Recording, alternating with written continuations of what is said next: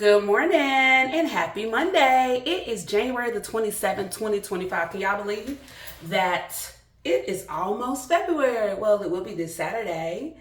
What is everybody doing for their last weekend of the month? Put it in the comments. This is Precious from What Comes Up Comes Out. Today I'm just doing a nude natural color. One of my co-workers, she actually loves this trend. She loves her nudes and natural colors. These are just some random bathroom thoughts that I have. I have on a one piece. I'm gonna try to turn it so that y'all can see. If you looked at my other posts, you can see I have this in green and orange, and burgundy is the same concept. I really like it. It's comfortable. It's long sleeves. Of course, it's still cold, so make sure y'all are bundling up out there. Yesterday, I went to church. Shout out to Pastor Jordan at Hope Church. And he talked about just bring it. So I'm going to pair this lovely one piece with my vest. And today's segment is coming to you from Amazon, where you can get a lot of great deals. These lovely earrings, no, they came from Belts, but this vest did come from Amazon, as well as this one piece. But I can't recall the name of this one. Now, the one piece is Pretty Garden. I'm wearing a size small, which makes me feel super svelte. But Pastor was talking about, again, if this is your first time here, I do kind of jump, which I was listening to the Bible before I started this morning. The Bible does the same thing. I'm listening to Mark right now. And then, so Christ is talking to his disciples. And then there is a story about Jesus being resurrected. So here it says, and the person who's reading it, because it's an audible, they start talking about how Herod killed John because of Herodias, his brother Phil's wife. And he was just, after we talk about that, then it jumps back to the current topic that's being discussed. So I was just like, oh, I'm doing like the Bible then. That's Jesus understand me if nobody else does. So I do jump around sometimes.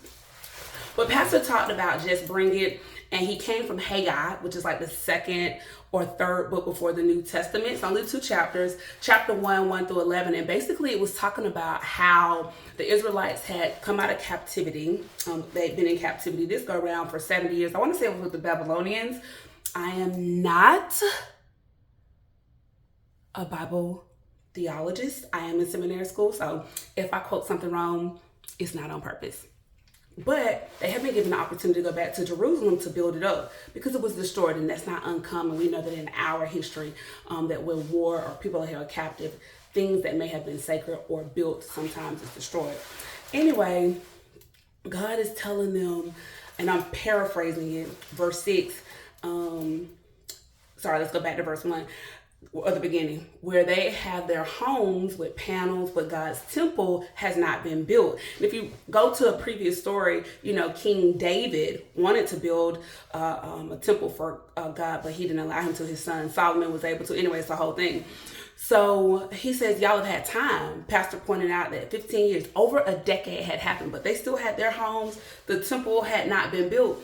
And basically he talked about how, you are eating, yet you're never full. You drink and you still can't get filled from that drink. You are putting on clothes, but you're never warm. And also you earn a wage, yet you take it home to put it in a bag full of holes. I was like, oh my gosh. This was so spot on as far as prioritizing. And that's the point that Pastor made. We have to prioritize God. He also taught that this Haggai 1 and 2 is actually mentioned earlier in Ezra 5 and 6. Who remembers the book of Ezra? I know it's there, but I didn't. Yeah. And so he took us back. I want to say it was Ezra 5 verse 14, where it talked about how the people started building and they were able to be prosperous. And that's the word that I want to leave with you all today. If you do the things that you're supposed to do, right, you will prosper even in that work or as you're working to get to where you want to go.